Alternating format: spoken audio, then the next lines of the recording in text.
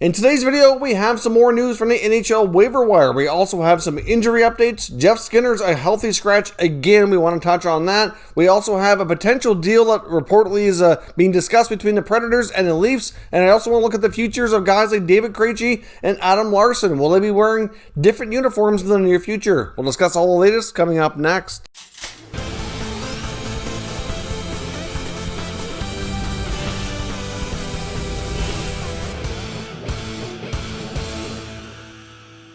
So welcome back to another video here at Top Shelf Hockey. Now, as I mentioned, we have a variety of things to talk about here today. Let's kick things off with the news from the NHL waiver wire. Now, we have a variety of players going through waivers today, a variety of names that very well could clear and end up being assigned either to the minors or to the taxi squad. There is one veteran I wouldn't be totally shocked if he was claimed, and that's Tampa Bay defenseman Luke Schenn. I mean, he had a pretty decent year last year, of course, helping Tampa win a Stanley Cup. Now finds himself on waivers. Of course, Tampa, again, just looking for roster flexibility, so we'll see if anybody picks up Luke Schenn or if he remains in Tampa. Well, we also have a few other players, including Philadelphia Flyers, Mark Friedman, Florida Panthers defenseman Tommy Cross, and Tanner Kero of the Dallas Stars. So all four players will be available up until noon Eastern time tomorrow, and we'll see if any of them are claimed or if they remain with their existing NHL clubs. Now, as far as the injury updates, we have a few updates on the St. Louis Blues. Bad news on defenseman Carl Gunnarsson. He appears to be done for the season with a right knee injury, so obviously that's bad news. Gunnarsson certainly was a player who quite often played third pair minutes, but certainly a very useful veteran who certainly contributed there, and it was a pretty big part of their Stanley Cup win a couple years ago. And they also lost Ivan Barbashev, who's going to be on the shelf for about 6 weeks. He had to have an ankle surgery, so he's going to be out for an extended time as well. So the Blues have certainly had their fair share of players out of the lineup due to various injuries and illnesses here, so hopefully they can get back to getting healthy here before the playoffs and have a shot to make some noise in the Western Conference here. But obviously they've dealt with a lot of adversity this year's here so far. Now, I also want to touch on the fact that the Buffalo Sabres are making Jeff Skinner a healthy scratch for the second consecutive game. The first time I wasn't completely shocked. There was rumblings about it before it actually happened, but now doing it again for a second consecutive game, I think this is getting a little bit crazy. Now, I know that Jeff Skinner has not met expectations. I understand he's struggled. I understand he's failed to put up some goals after getting a mega contract. I get all that, but really, he's a veteran guy. Your team is struggling. He has in the past had numerous 30 to 40 goal seasons, so it's not like he's, an unproven commodity. Yes, he's a struggling commodity, but he's a guy in the past who's gotten the job done. And if you even want to consider trading the guy, you're going to have to let him play through it. And teams are going to want to see him come out of the funk before they would even consider making out. Of course, he also has a form of a no-trade clause, which complicates matters any worse. I know there's some people out there speculating that maybe sitting him out will put pressure on him to waive for certain teams. But you know what? Getting a deal done to even ask him to waive was going to be super complicated and very unlikely. So I really don't see that happening anytime soon. But the players they're putting in to replace him are, fringe players. Are not really helping the team, in my opinion. I don't get it. I mean, I'm not sure what Ralph Krueger is doing, especially if you're the owner and you're dishing out $9 million. Do you want to see that player be a healthy scratch for multiple games? I mean, I know you could say the same thing about Sergei Bobrovsky in Florida, who's really been the backup for way more often than you would think he would be. Chris Driedger's kind of stolen his job. That's a different scenario in a way. At least he's still technically in the lineup, but he's not getting as many starts. But at least that makes a little bit more sense. But in my case here with Skinner, I just don't understand how the Sabres are handling. I know if you look at a lot of the analytical data, they've actually set him up with to play with some very unproductive players as well. I know there were certainly times last year when he did get more chances in the top six and with Eichel and stuff and didn't really get the job done. But really, it's been kind of punished ever since. So it's not a wonder why he hasn't been putting up many points on the board. But if you look at the analytical data as well, though, he is kind of driving the play a little bit more than he gets credit for. So we'll see where this ends up going and when Jeff Skinner gets back in the lineup. I mean, Coach Krueger has made comments saying that it helps to let them watch the game, kind of see things from a different perspective, and that he has a bit of a plan in place here. But I don't know. I don't get it. If I'm the owner there, if I'm the Pegulas, I'm like, why is my $9 million player sitting out again when he's healthy and perfectly able to play. I find it frustrating. I don't think this is the right way to handle the situation, but that's just me. If you're a Sabres fan and you want to, comment, if you've seen a lot of their games especially, you can elaborate more on your thoughts on his play. Certainly, please let me know in the comments what you think of this confusing situation. Now, as I mentioned, we also have some guys I want to take a look at in the rumor mill. Now, there is a rumor that I came across today. I'm still trying to substantiate it and kind of pin it down with a little bit more reliable sources to say that there is more to it, but there is talk out there that the Toronto Maple Leafs might have interest in Nashville Predators winger Filip Forsberg. Now, when I came across that today, I was like, that's very interesting. Obviously, it's going to be difficult for them to pull off to squeeze them in with their cap situation, so they'd have to give up something substantial. Ever since Elliotte Friedman broke the news that the Predators are likely heading down the road of a full rebuild and only really have about 3 untouchable players, there's been a lot of talk around those guys, which certainly makes a lot of sense and understandably so. In the case of Filip Forsberg, though, there's certainly no guarantee that the Predators trade him.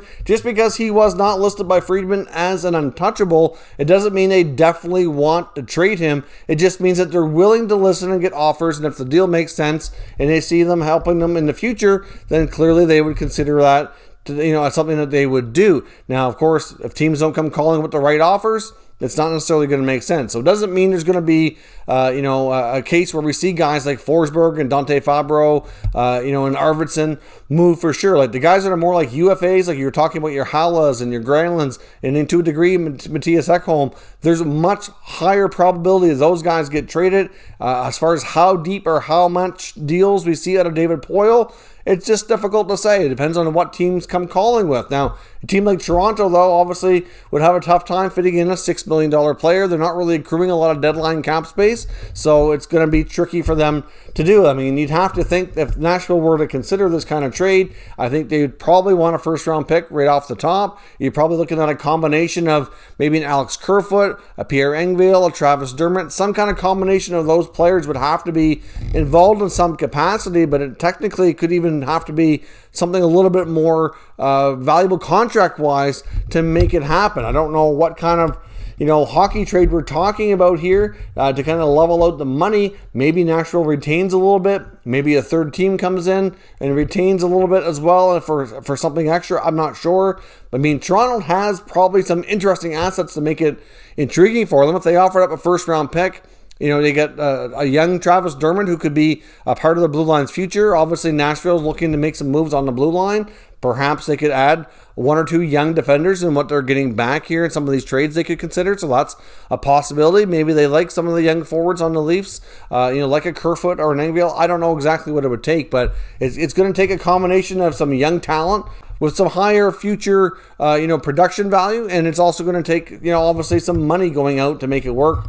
I said, obviously, there's other scenarios like a third team or salary retention or something that could offset. But obviously, adding Filip Forsberg to your top 6 would be a pretty lethal opportunity for Toronto if they do explore that and try to figure out a way to make it happen. I mean, if you get your top line intact of Matthews, Marner, and Thornton, and you get Matthews and Marner being 2 of the most productive players in the league, and then, of course, if you can get Tavares and Nylander going a little bit better, you throw in, Zach Hyman on that line is what normally you get. And if you replace Hyman with Forsberg, well, that's obviously a big upgrade on the offensive side of the game. You move Hyman down to the third line. Obviously, that makes the third line more, a little bit more good on the checking side, defensive side, grinding side.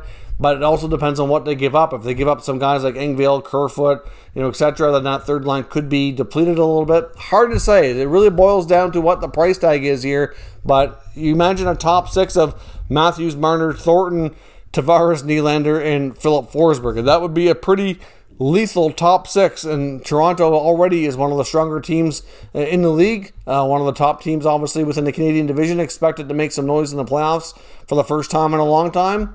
That would be a pretty big acquisition now. And if I'm Toronto, though, I've always said, I think this year for them is a pivotal year to deciding how they move forward with this franchise. I don't think it's a situation where it's like Stanley Cup or bust, but I do think it's a situation where they need to make some serious playoff noise and win a couple of rounds, or there's going to be more further serious considerations for change within that core group. I mean, the young guys aren't going anywhere. It's like, obviously, Matthews and Marner got long-term deals. They're not going anywhere for a while. You got John Tavares, likely wouldn't go anywhere either. That's a pretty big contract, and clearly they signed him for a long time, but there would be other potential moves around it. Like, I wouldn't be completely shocked if we saw maybe a Nylander trade or something to that effect, or maybe they look at the future for Zach Hyman, Morgan Riley. They're both going to be needing new deals relatively soon. They're going to be tough to afford. Freddie Anderson's another guy, pending UFA. Like, not to say that there would be, too crazy of a change, but I think if they don't get that playoff success this year,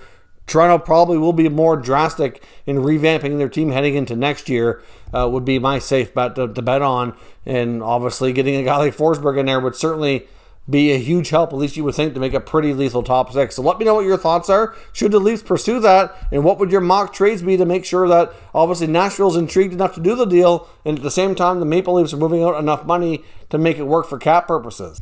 Now, I've come across some articles as well talking about the futures of guys like David Krejci and Adam Larsson, both pending unrestricted free agents with their teams. Not necessarily convinced at all that either player would be a trade candidate per se, at least until we get to the offseason. Maybe their rights could be traded or something like that. But David Krejci especially is a player who's going to be into his mid-30s, pending UFA, and according to an article in The Athletic today, he has no intentions of retiring. So there's a lot of question marks. Will he re-sign with the Bruins? Will they move on? The Bruins have had a trend lately where they're not bringing back older unrestricted free agents. So could this be the last hurrah, the last run of Krejci with the Boston Bruins? I mean, it's quite a possibility here. I mean, they do have some younger players that we've seen take some big steps and are starting to get stronger. By the time we get to next year, we'll be even more developed. We're looking at Jack Studnicka, Trent Frederick, along with Patrice Bergeron. Those three guys could be your top three centers. Of course, you get Charlie Coyle in the mix as well. Obviously, Coyle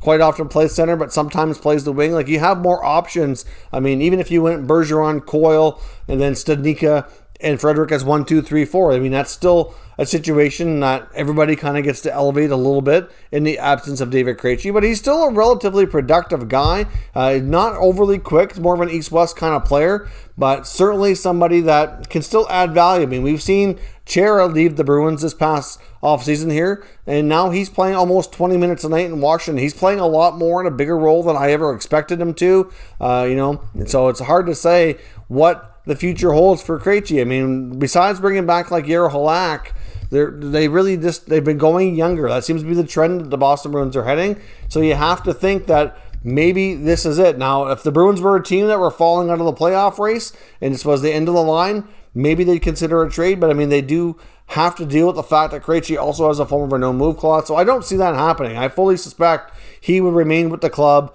go on a playoff run, see what happens. But when we get to the offseason, I really see a scenario envisioning that I see a scenario unfolding where the Bruins don't bring him back. So they could very well look to trade his signing rights after the season is over. But I also see a scenario where Krejci likely does sign somewhere, continue to play, and still could be a relatively productive, second or third line center, depending on where he ends up. So we'll see. Where do you think the future holds for Krejci? Do you see him re-signing in Boston? Or do you see a possibility that he moves on and they go with a younger group of players that have been developing here that we've seen a lot of steps for this year? Same goes for Adam Larsson in Edmonton. At this point, he's a pending unrestricted free agent, as well as Ryan Nugent-Hopkins. And like I said before on RNH, there's no new contract talks. There hasn't been anything in the form of Larsson's contract being discussed at all. We had talked about this past offseason about the Oilers maybe trading a defenseman or two, possibly like Larsson, but then they had the big blow losing Oscar Klefbom to a full season here of injury. So clearly that changed their plans, but now we have another year. We've seen some younger defensemen continue to take steps here. Obviously, guys like Evan Bouchard is certainly coming a long ways. Obviously, Darnell Nurse is getting better still. He's still not quite, in my opinion, quite at his peak prime. And then, of course, you've got Ethan Bear. You still got Philip Broberg on the way. I mean, Slater Cuckoo was doing okay before he got hurt as well. Tyson Barrie came in. He's, decent chance they try to keep him as well. So they can afford to lose a defenseman. Now, there is Chris Russell. He could very well be expendable too, but there's going to be, obviously, he's going to be there for expansion draft purposes, and I'm not sure that he will be the guy that Seattle picks, but it's possible. I think that's what Edmonton's hoping for, but we'll have to see on that. But in the case of Adam Larsson, he's another guy that's going to be an interesting player to watch. I don't know that we're going to see him re-sign with the Edmonton Oilers. Now, in his case, it's not really due to age. I mean, he's not overly old, but they have so many young guys there that are going to be looking for more opportunity based on the development that we've seen this year, that it is a good possibility that Larsson is a player as well that could be traded once the offseason hits for signing rights, just to gain back some kind of pick or something. I mean, the Oilers could move him in season, but I think it's probably less likely given where everything's at. They're not getting Clefbaum back this year, so I don't really know that that's a real possibility. But I have to think that there is a strong chance that Larsson doesn't return. Obviously, if they want to keep Nugent Hopkins, that's going to be challenging enough, and that might eat up any available cap space that they can find here. So keeping Larsson could very well prove to be almost impossible. Let me know your thoughts on the future of Adam Larsson with Edmonton. Do you see him moving on in the offseason as well? We'll discuss further down in the comments. If you're new to the channel, consider subscribing and turning on your notifications so you don't miss any future content. And give this video a thumbs up if you enjoyed it. I'd appreciate it if you did. As always, thank you for watching, and I'll catch you next time.